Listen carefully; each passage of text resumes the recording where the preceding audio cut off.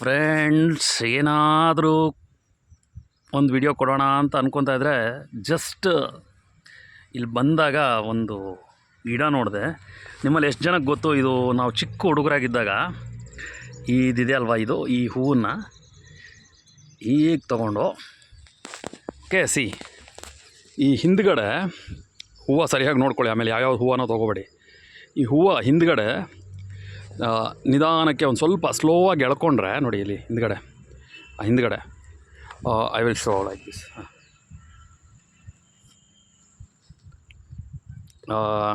S,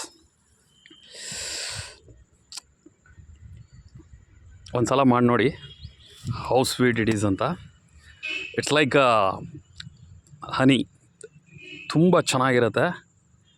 ನಾವು ಚಿಕ್ಕ ಹುಡುಗರಿದ್ದಾಗ ಸುಮ್ಮನೆ ಒಂದು ಡ್ರಾಪ್ ಕೂಡ ಇರಲ್ಲ ರೀ. ಯು ಫೀಲ್ ದ ರಿಯಲ್ ಸ್ವೀಟಾಗಿರುತ್ತೆ, ಟೇಸ್ಟಿಯಾಗಿರುತ್ತೆ.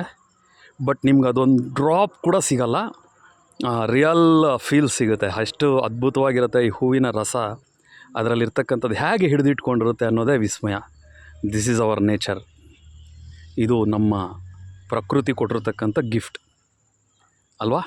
ಈ ಗಿಡದ ಒಂದು ಅದ್ಭುತವಾದ ಒಂದು ರಚನೆ.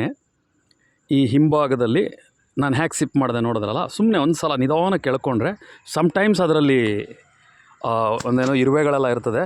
Before trying it, precaution is better than cure. ಅದನ್ನು ಜೋರಾಗಿ ಎಳ್ಕೊಳ್ಳೋ ಮೊದಲು ತಿರುಗಿಸ್ಬಿಟ್ಟು ನೋಡಿ. ನನಗೆ ಸಿಕ್ಕ ಹೂನಲ್ಲಿ ಯಾವುದೇ ರೀತಿ ಹುಳ ಇರಲಿಲ್ಲ. ಮೀನ್ಸ್ ಹುಳ ಇನ್ ದ ಸೆನ್ಸ್ ಆ ಸ್ವೀಟನ್ನು ತಿನ್ನೋದಕ್ಕೆ ಅಂತ ಒಂದಷ್ಟು ಇರುವೆಗಳಿರ್ತವೆ. Let it. Thanks for watching. ಇಷ್ಟ, ISTA, ಇಷ್ಟ.